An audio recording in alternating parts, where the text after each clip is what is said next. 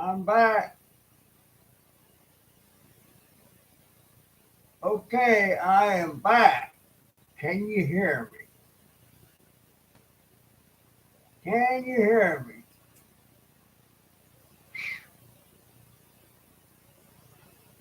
Nobody on the porch.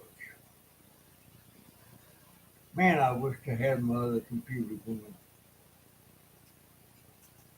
Got a thumbs up. That means you got somebody on the porch. Got one on the porch. Can you hear me now? I was having sound problems. Can you hear me? Who are you? Come out wherever you are. It's cold. Can you let me know if you hear me? Put it down in the chat. Hope you say yes loud and clear. So I don't know. I got four on the porch. Can y'all hear me now? Can somebody on there hear me? Give me a thumbs up. Give me a thumbs up, please.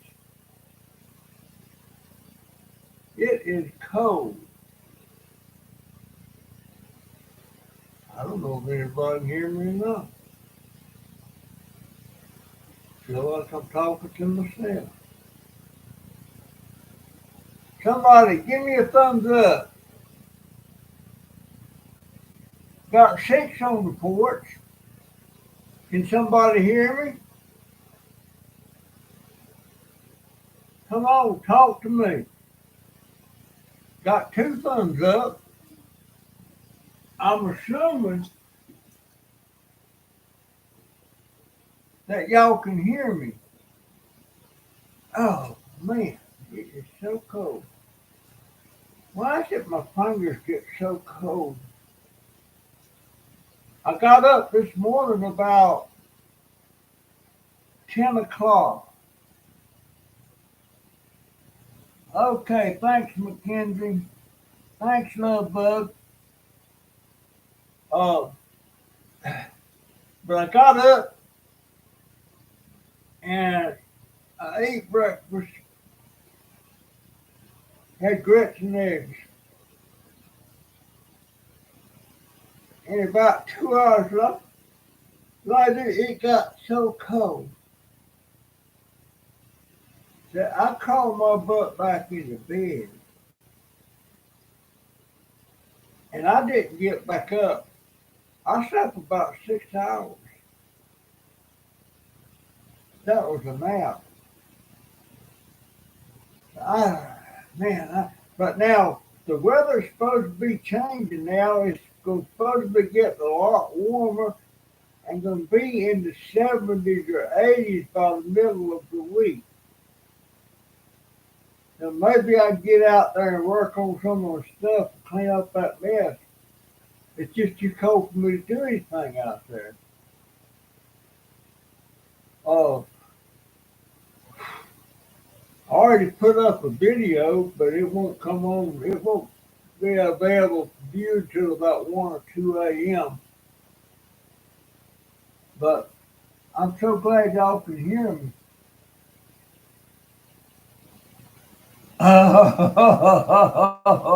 17 minus. Oh, Lord have mercy. I quit complaining. Golly, dear. I don't have any winter clothes. I got a jersey on right now. And I wish I wouldn't get so dirty all the time. But I just seem like I pick up stuff all the time. But it can't be helped. But I've been watching the news a little bit. A lot of people said they were tired of all the immigrants coming in, and now there's a lot of people saying, leave them alone, let them stay and stuff. I don't understand that. I mean, I really have a problem with some of these places, these sanctuary places, talking about giving these migrants a big helping hand in getting a home. Have they got a job already? Can they pay for it? I'll guarantee you one thing, they wouldn't be giving Jennifer no helping hand. And she got a job and a history. And she's a citizen. I don't know. I don't understand it. I try to understand it. It don't do me good to try to get my head wrapped around it because I won't. It won't happen. But I go to the doctor next Thursday, and I still haven't got my state ID. I was supposed to get it yesterday, but we can't locate the folders. Then it's got all that information in. You know, the birth certificate, social security card, and all that stuff. It's in there somewhere, but we can't go get my ID till she finds out. But then she got to thinking, on my old driver's license, there's a red seal on that thing that says I've already been ID'd and identified, and they don't need us to show all them documents anymore. So she's going to call them Monday and see if they got over 100 people out of town today. They arrested him and put them on buses to report them back to the country. Really? Well, folks, I know there's a lot of people that disagree with all that. I don't get it. We can't take in the world. To start with, we'll no longer be nothing but a third world country. And I mean, I don't know. I try to understand it,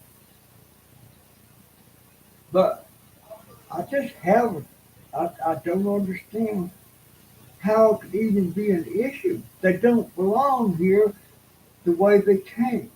Now, if they could immigrate legally, go through the system, you wouldn't have all these millions and millions of people coming in here and you don't know who they are or anything about them. Other than they was catching them, coming in, and then releasing them into the country to go to court to see if they could be approved. But how long will that take? Meanwhile, they're sitting in our country. They're going to our schools.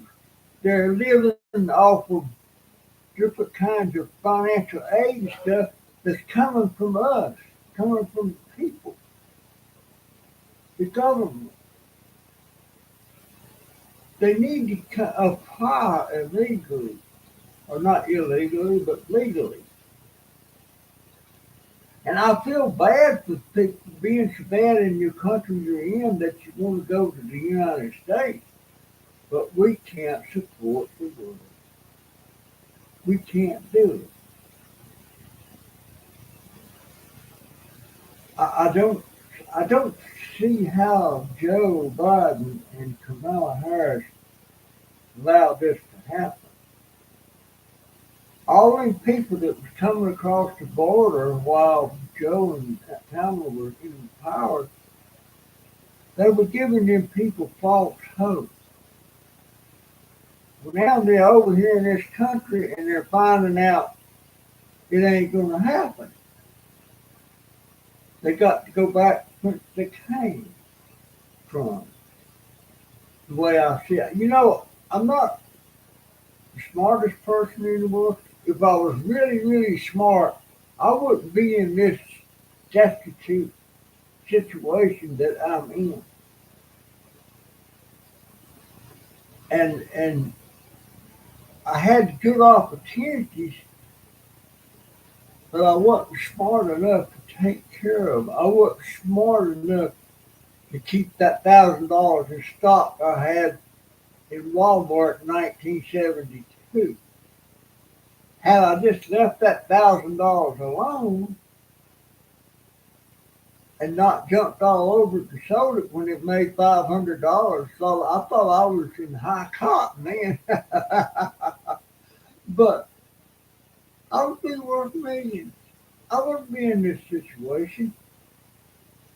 It would be money for my grandbabies and my dog. And just maybe my son might be alive today. I don't know. Made mistakes. Made mistakes with Walmart. I made mistakes with Dell. I made mistakes with Clayton Marcus Furniture Company. It wasn't a company back when I was working in there. I was part of it. But I got tired of working on weekends. And I quit along with my brother-in-law. It was me, my brother-in-law, Clayton, and Marcus, and a couple other guys. And on the weekends, after we worked our regular jobs, we'd go over to Marcus's garage, and we was building furniture, sofas and chairs.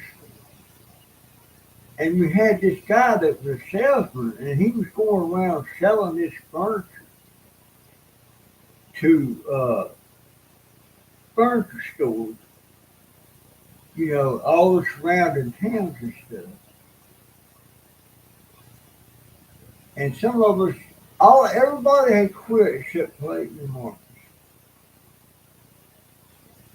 But then they started selling a little bit more, and next thing you know, they rented them a building and opened up a little factory in there. And now they got like 4 or 5 huge factories, some in North Carolina, some in Tennessee. I know there's at least 3 factories in Hickory, North Carolina. But if I stayed there, I would be one of the founding members working there, and believe me, I'd have some net worth. But you make decisions when you're younger, and most of the time, decisions you make are major decisions, but they don't seem that way at the time. No, they don't. Give me some thumbs up, folks. I appreciate it so much.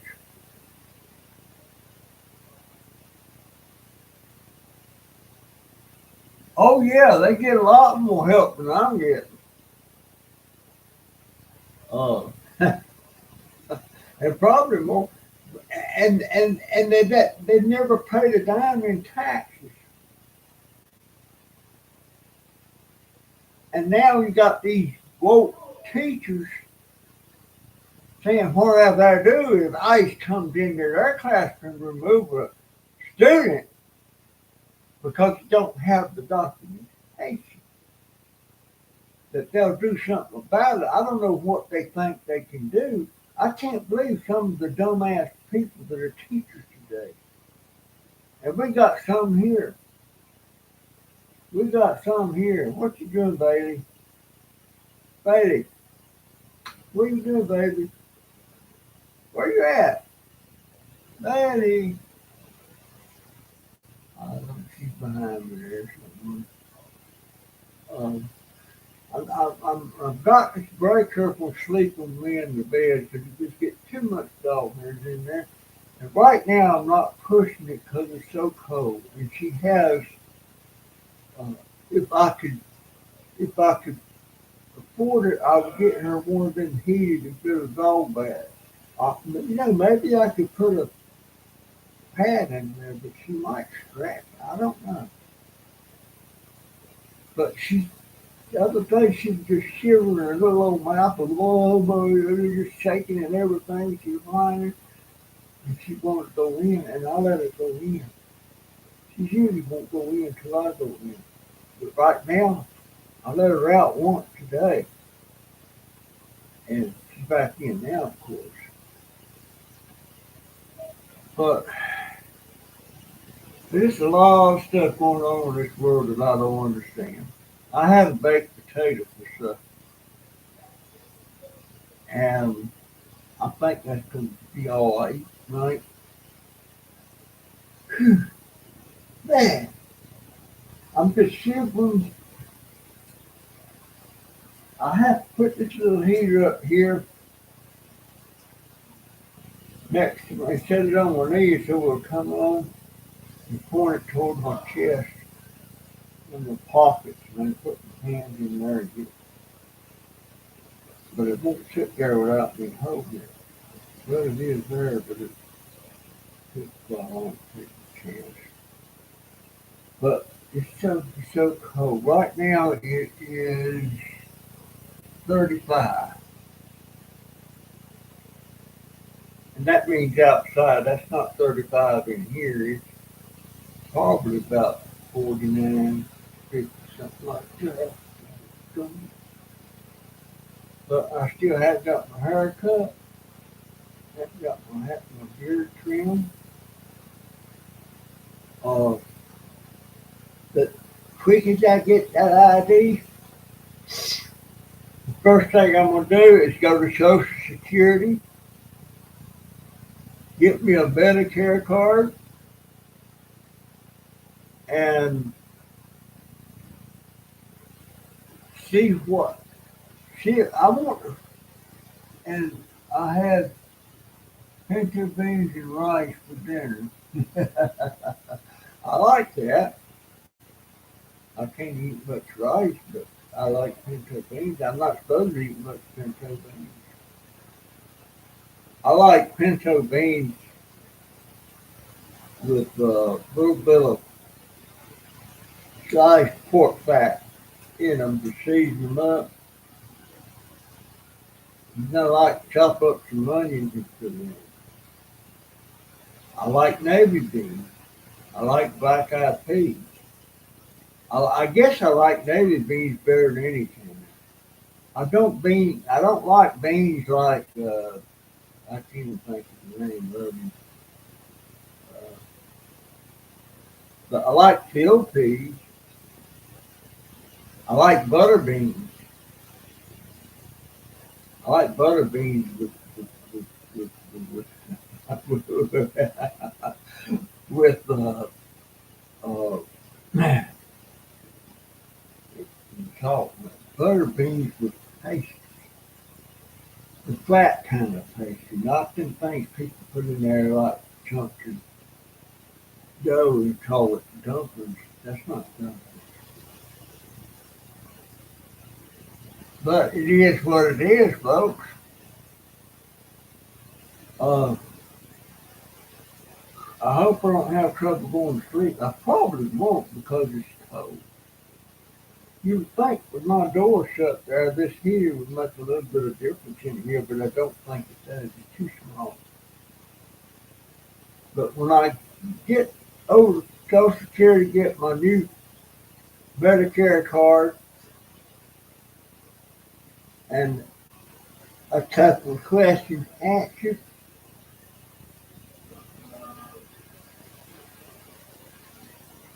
there you go. That sounds good, Mackenzie.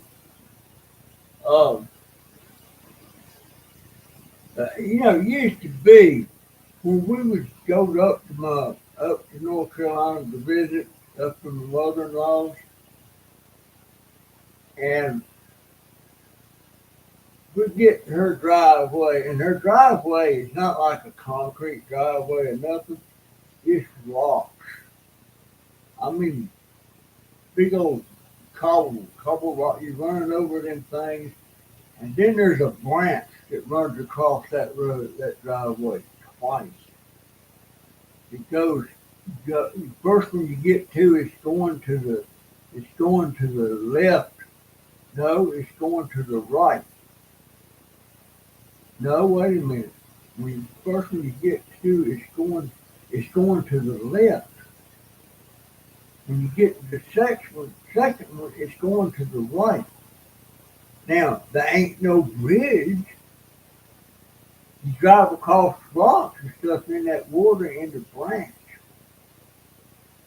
But when you get to that second one, it's going to the right. But that first one down below that, it makes a U-turn and heads to the left, going to the main river. And that branch also was bordering on my dad-in-law's land there. And guess what? That branch is the branch that the outhouse, the Johnny house, was sitting on wells going over that branch. And that was his toilet. You was pooping in that branch and it go floating off down the branch all the way down to the Nantahala River. Uh, Nowadays, they don't let them do that. Shoot, even the school, even the high school and elementary school, their sewage went into that same branch going down the Nantahala River. It's amazing that they got to do that back then, but they did. Now you have to dig a hole, which is almost impossible to do because of the rocks and stones and stuff. I mean, there's big rocks in that thing. So the government start coming there and putting in septic tanks for you. And that was amazing because they had to pull out some big rocks and stuff. But they got it done. Now there's a septic tank up there. Now there was another branch on the other side of the house coming down off the mountain, but it didn't get all the way down to the house. But somehow it made a spring, and right outside the back door of the house, right about 20 feet away, there's a pipe coming out of the bank there. And that pipe led up to a spring. And that pipe runs 24/7 every day of the year and still running, I guess. And that's the drinking water. Then Daddy, my son-in-law, rigged up a rig where it was had water lines hooked up to it, and it was coming in. It was up higher than the house on the mountain there, and he had a reservoir built. And that thing would fill up water, and we had water pressure, and it was coming in the house. And after he did that, he built a bathroom in the house. There's a bathroom in there now. It's not the most convenient bathroom, but and my wife and my baby sister-in-law, they can remember when they didn't have electricity. They remember the daddy coming in and wiring the house somehow or another. And then the county come out, looked at it, and authorized it to be hooked up to electricity. And the electric company, Nantahala Power and Light, come up there, put up a pole, run a wire, and they had electricity. They used to use oil lamps, all that good stuff. And Nantahala Power and Light, that wasn't generated by some big electric company somewhere. Nantahala Power and Light, they built a powerhouse 7 miles from the lake. And at the lake, it was dammed up. and the powerhouse was getting water pressure pipes through pipes and stuff and through the mountain and everything, uh, going down to the powerhouse and generating their own power, and that's where they're just getting their power. I don't know who owns that now, but that's the way it was. That's the way it was. I can remember when I first went up there, there wasn't nothing like KFC, Burger King, or McDonald's, or any of that stuff. There was locally owned uh, restaurants and stuff, but that was it. I remember when the rest of the world got on ATM machines, and if you want to use an ATM machine, you had to drive about 30 miles to get one. And I remember doing that, not because I needed to, because I just wanted to see how it worked. Yeah, man, that things was a lot different back then. A lot different. But I'm gonna set this heater down. And oh, I'm about froze out, folks. So guess I guess that's it for now. I'm gonna have to crawl in bed just to get warm. And I appreciate all y'all being in here. I'll see you in the next one. Honestly, I will. That's my story, and I'm sticking to it. I'll see you. Bye.